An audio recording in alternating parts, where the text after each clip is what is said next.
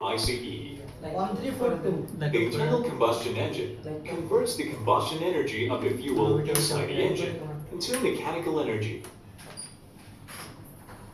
One type of internal combustion engine is the reciprocating piston engine. The vast majority of vehicles are powered by a four-stroke reciprocating engine.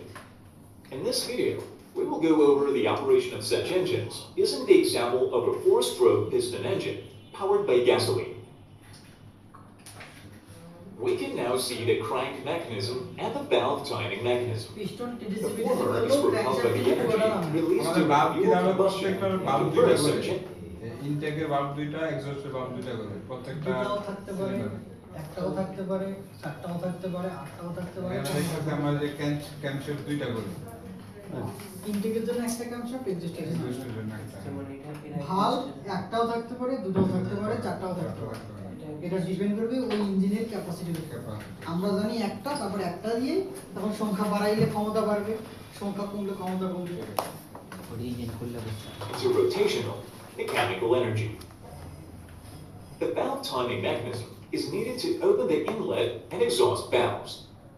It can be put in motion by gear, belt, or chain drive ওই from যে the আমরা চেনটার crankshaft. মধ্যে বিভিন্ন দাগ দেখতে পাইনি তিনটা For হ্যাঁ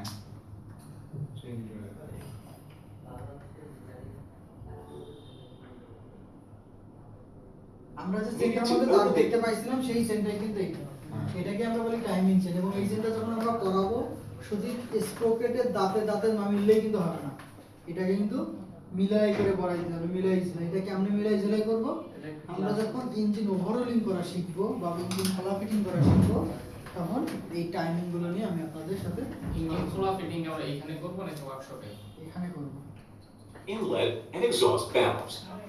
It can be put in motion by gear, belt, or chain drive from the crankshaft.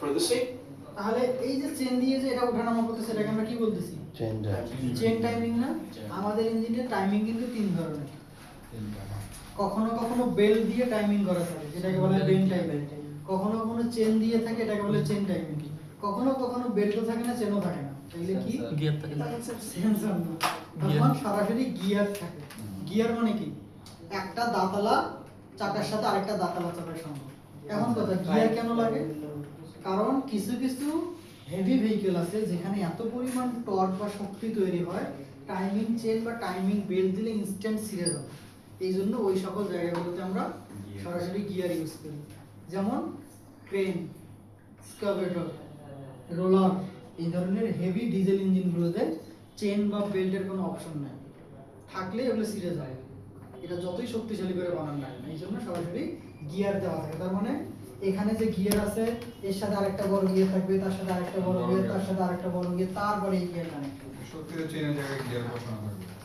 আচ্ছা to give simplicity, we will only review the operation of one cylinder. The engine's operation cycle consists of four strokes, or two crankshaft revolutions. এটা কিন্তু আসলে আপনাকে একটু আমি বুঝাই দেই engine আছে না আমরা তখন ইঞ্জিন নিয়ে মোটামুটি আলোচনা করতেছি এবং ইঞ্জিনের ব্যাপার আমি যদি আপনাকে বলি আপনার বডির মধ্যে কতগুলো কম্পোনেন্ট বা কতগুলো পার্টস আছে চুল কান নাক মুখ হাত নখ বলতে থাকবেন না এখন আমরা কি করব আমাদের ইঞ্জিনেও কিন্তু শুরু থেকে শেষ পর্যন্ত প্রায় 120টা প্লাস কম্পোনেন্ট আছে তো এতগুলো কম্পোনেন্টকে আমরা একভাবে না বলে এইটাকে খুব ভালোভাবে বোঝার জন্য পুরো ইঞ্জিনটাকে আগে চার ভাগে ভাগ করি এটা ধরলাম আমার পুরোটা ইঞ্জিন এই ইঞ্জিনটাকে আমরা ভালোভাবে বোঝার জন্য 1 2 3 4 এই চারটা ভাগে পুরো ইঞ্জিনটাকে ভাগ করি এই চারটা ভাগের চারটা নাম আছে প্রথম যে জিনিসটা বা প্রথম যে পার্টটার নাম সেটা হচ্ছে tappet cover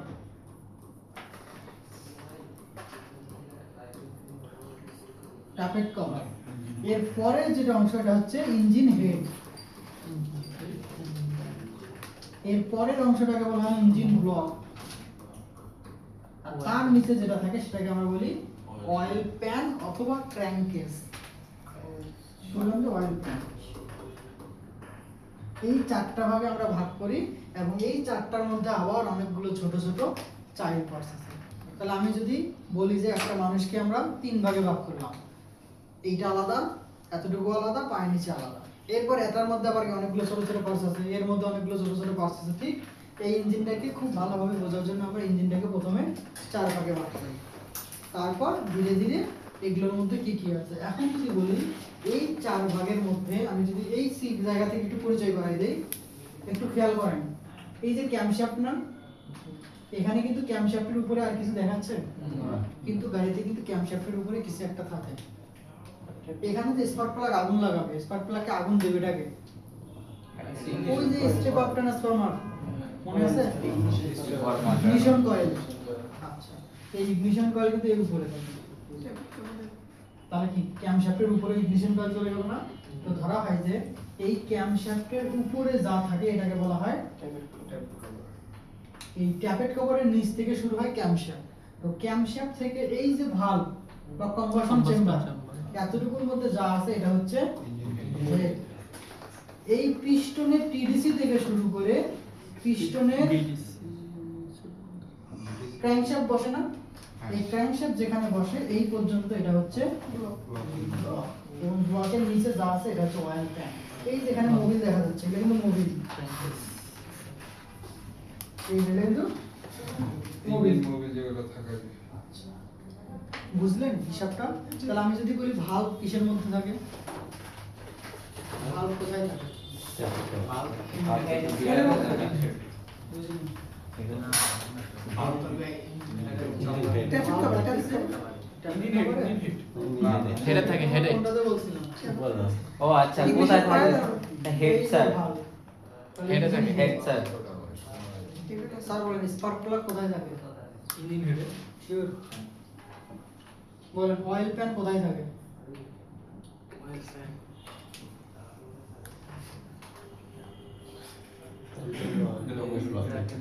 oil pan, oil pan থাকে। বাস বেশ কিছু বলে স্যার ব্লকের নিচে। এখন আপনি খুঁজে নিন প্ল্যাটফর্মটা। যেমন প্রশ্ন। বলেন পিস্টন পিন কোথায় থাকে? পিস্টন পিন কোথায় থাকে? পিস্টন রিং স্যার গলের ভিতরেই থাকে। ব্লকের ভিতরে। পিস্টন রিং কোথায় থাকে? সবই ব্লকে। স্যার বলেন তো ইঞ্জিন অয়েল কোথায় থাকে? ইঞ্জিন অয়েল ওই যে নিচে একবারে নিচে একবারে। ইঞ্জিনিয়ারিং এর নিচে উপরে বলতে কোনো কিছু নেই। হ্যাঁ, আমি আপনাকে নাম শিখাই, যদি না শিখাইতাম তাহলে উপর নিচ বলতাম। Oil pen oil pan. Clear? আপনারা তো খুব ভালো বোঝেন, কিন্তু একটু মাথায় রাখতে সমস্যা। The 4-stroke cycle is then repeated. Stroke 1, intake. Finally মিলাবো। Stroke 2, compression. Stroke 3, power. Stroke 4, exhaust. During a stroke, the piston travels between two extreme positions known as the top dead center and the bottom dead center. Two-stroke engines exist as well, but they are rarely found in cars. Stroke 1, intake. এই সময় কিন্তু খালি Piston intact travels ক্যামশ্যাফটটাই down ধাক্কা from দিচ্ছে top ভালো। dead center to bottom dead center. The cylinder volume expands, creating vacuum pressure. At the same time, the camshaft causes the inlet valves to open. Sir vacuum প্রেসারটা যেটা ইয়া করলো, indicate করলো, এটা কি যে মানে ধাক্কা দেওয়ার কারণে এটা হয়েছে? ভ্যাকুয়াম প্রেসারটা ধাক্কা দেওয়ার কারণে পিস্টন যে নিচের দিকে নামতেছে সেই কারণে তৈরি হচ্ছে। পিস্টন যে নিচের দিকে নামতেছে তখন তৈরি হচ্ছে। পিস্টনটা নিচের দিকে নামানোর জন্য তো বাইরে থেকে একটা পলিথিন একদম সোজা করে মুখের সামনে নিচ্ছে, নিয়ে বাইরে থেকে বাতাস টানতেছেন, তাহলে কি হবে? ওটা পলিথিনটা ভিতরে চলে যায় না? এরপর আমরা ওই যে গোল বানায়া পটকা ফুলে দিতাম। হ্যাঁ। এখানে কেন পলিথিন আপনার মুখের ভিতরে ঢোকে? ওই যে ভ্যাকুয়াম করতেছেন যে আপনি, ধুলা বালি পাতা গাছ যা আছে সব ঢুকতে থাকবে যদি ভ্যাকুয়াম করেন। তো সেখানে আপনার পলিথিন আছে, পলিথিনটা ভিতরে ঢুকতেছে।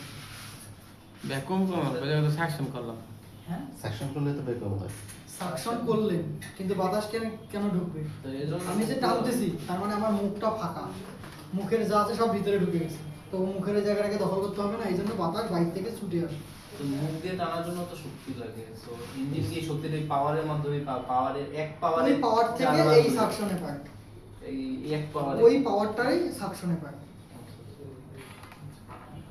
যে আমার তো পাওয়ার পাওয়ার জন্য মানে সাকশন করার জন্য শক্তি লাগবে, আমি যে টানতেছি ওই যে জন্মের সময় আমাকে স্টার্ট করে দিয়েছে, আমি তো সেই স্টার্টে এখনো চলতেছি। ঠিক ইঞ্জিনকেও স্টার্ট করার জন্য ওই যে পাওয়ার স্টার্ট, ওই পাওয়ার থেকে শক্তি পায়। ওটাকে পাওয়ার স্ট্রোক না, এমনিতে আমরা ক্র্যাঙ্ক করি সেটা। এটা অন্য হিসাব। আপনার Crank, প্রশ্ন crank. হচ্ছে আমরা তাহলে সকালবেলা কিভাবে, আপনি তো বলছেন সাকশন কম্প্রেশন পাওয়ার এক্সহস্ট কন্টিনিউয়াসলি হতেই থাকে, Continuous কিন্তু process. প্রথম যে প্রথমটাকে আগুন যে লাগে। ইঞ্জিন থেকে লাগা দেবো, এই লাগা। লাগাটা কিভাবে দেই বা প্রথমবার কিভাবে আমরা পাওয়ার স্ট্রোক করি, এটা অনেক বড় কথা। আচ্ছা। আর এই ইঞ্জিনটা স্টার্ট হইছে এখন কি হয় সেটা আলোচনা আচ্ছা, ঠিক করব, আছে। এরপর ইঞ্জিন বন্ধ করে আবার স্টার্ট করব আমরা। allowing the fuel air mixture to enter the cylinder.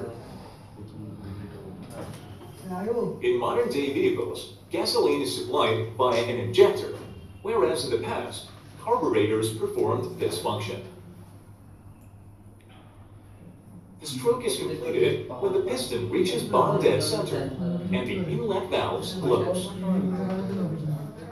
The second stroke is compression. This stroke starts at bottom dead center and ends at top dead center. All valves are closed. The cylinder volume is reduced, causing the fuel air mixture to compress. The compression raises the cylinder's temperature and pressure. As the piston approaches top dead center, the spark at the spark plug ignites the fuel air mixture. The stroke is finished when the piston reaches top dead center. The third stroke is the power stroke. This is the climax of combustion.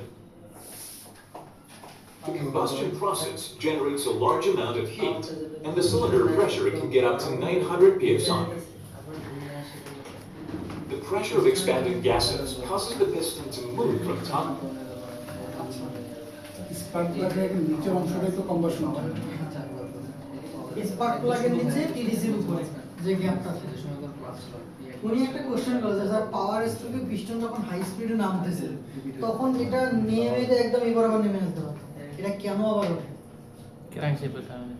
পিস্টনটা এখান থেকে পাওয়ার স্ট্রোকে তো নামতেছে 3000 RPM এ, মানে 3000 RPM এ মানে যে blast হইছে ওই RPM এ piston খুব দ্রুত ওঠানামা করতেছে না, তো এত দ্রুত ওঠানামা করার ক্ষেত্রে এখানে যে ব্লাস্টটা হলো এই ব্লাস্টে পিস্টন নামতেছে, এটা তো ভেঙে যাবে, এ কেন আবার ওঠে?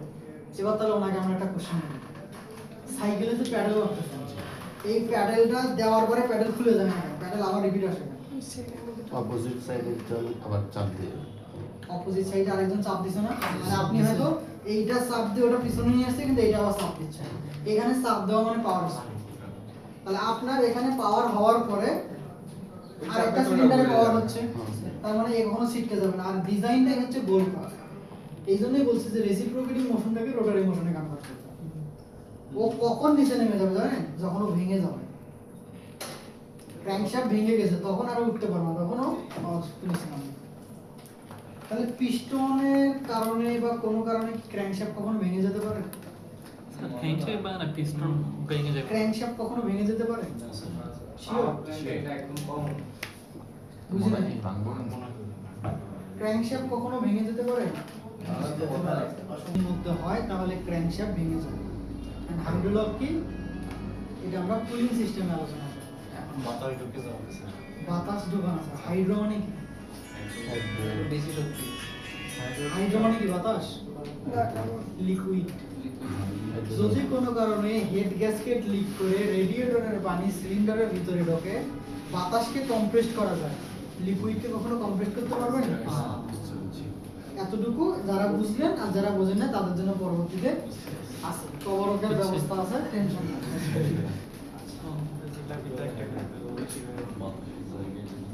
Enter to bottom dead center and turn the crankshaft by the connecting rod, thereby converting এখানে যে the ওয়ার্ডগুলো বুঝতে চাই এগুলো আমরা সব কিন্তু চিনি, মোটামুটি কিন্তু আমরা এখন পর্যন্ত প্রায় 10 থেকে 12টা কম্পোনেন্ট চিনি, TDC, BDC, piston, crankshaft, connecting rod, piston ring, valve, spring, injector, full energy into mechanical work.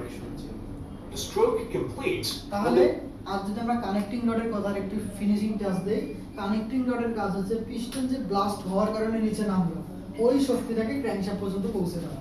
এই জন্যই বলতেছে কানেক্টিং, মানে কানেক্ট করছে পিস্টন আর ক্র্যাঙ্কশ্যাফটকে কানেক্ট করছে। piston reaches bottom dead center.